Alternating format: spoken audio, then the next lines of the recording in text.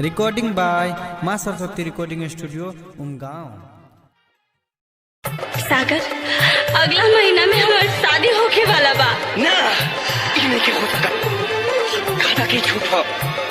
कहता कि तू झूठ बोल दड़ू। तू इतना बेवफा नहीं हो सकत। कहता कि मजाक हो। मजाक तो हमारा साथी जिंदगी कइले बा। तो हर साथ छोड़ी कि माई बाबूजी से रिश्ता तोड़ी। अच्छा, वाह रे नारी, तुमने ऐसी तीर मारी कि दे गई इश्क की बीमारी। अरे भगवान का खाली तोहन लोग के ही हक दिल बने दिल तोड़े के। का बस तोहन लोग ही क्यों के दिल से खेल सकेलू। बहाना तो तोहन लोग के माई बाबूजी मिल जाने। तो प्यार करे से पहले अपना महतारी बाप से कहना पूछ ले लू। बस सागर, खबरदार जो हमरा माई बाबूजी के बारे में कुछ कहला। जानू तोरा दुआरा पर तो आई बराती गे।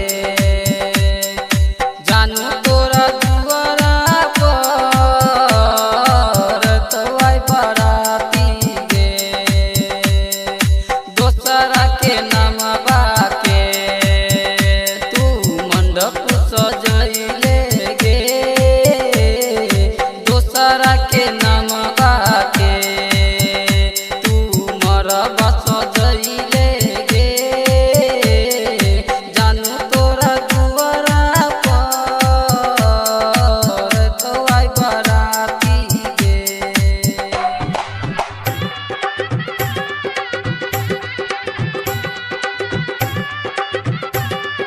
भगवान का खाली तोहन लोग के ही हक दिल बने दिल तोड़े के।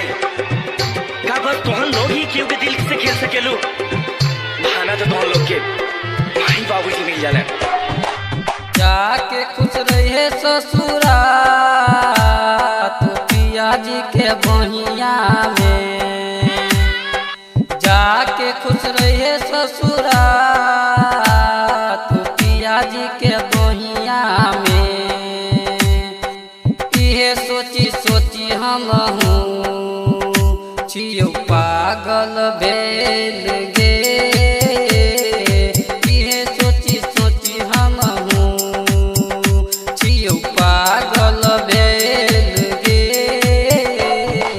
जानू तोरा दुआरा पर तो आई बराती गे। जानू तोरा दुआरा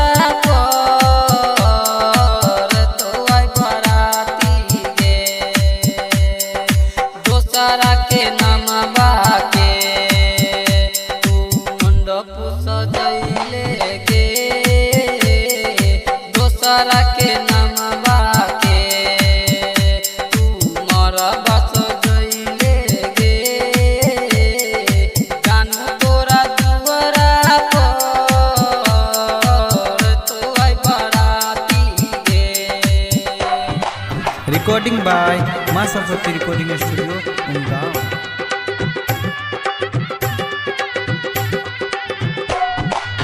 मजाक हो।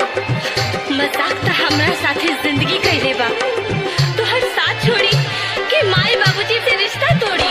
अच्छा, तोरा के पावेला हम की नहीं कैलियो गे। तोरा के पावेला हम की नहीं कैलियो गे।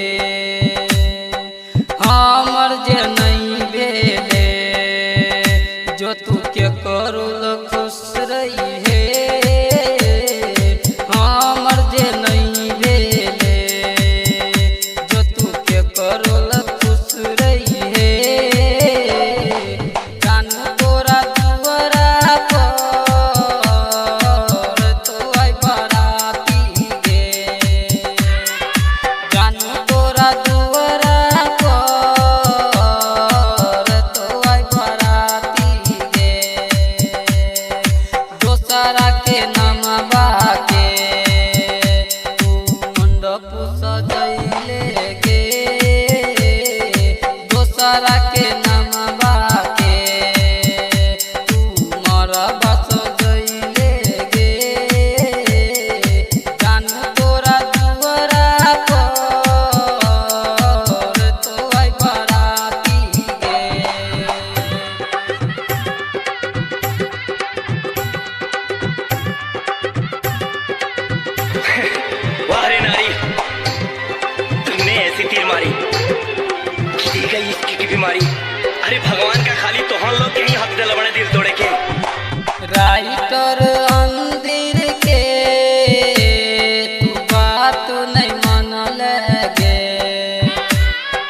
राइटर अंधेर के तू बात नहीं मन लगे, गायक संजीव के तू दिलवा तोड़लही गे, गायक संजीव के तू दिलवा तोड़लही गे। जानू तोरा दुआरा पर तो आई बराती गे, जानू तोरा दुआरा पर तो आई बराती गे। दोसरा के नमवा के तू मंडप सजैले गे, दोसरा के नमवा के तू मरबा सजैले गे। जानू तोरा दुआरा पर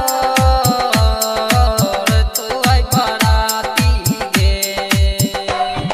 रिकॉर्डिंग बाय माँ सरस्वती रिकॉर्डिंग स्टूडियो।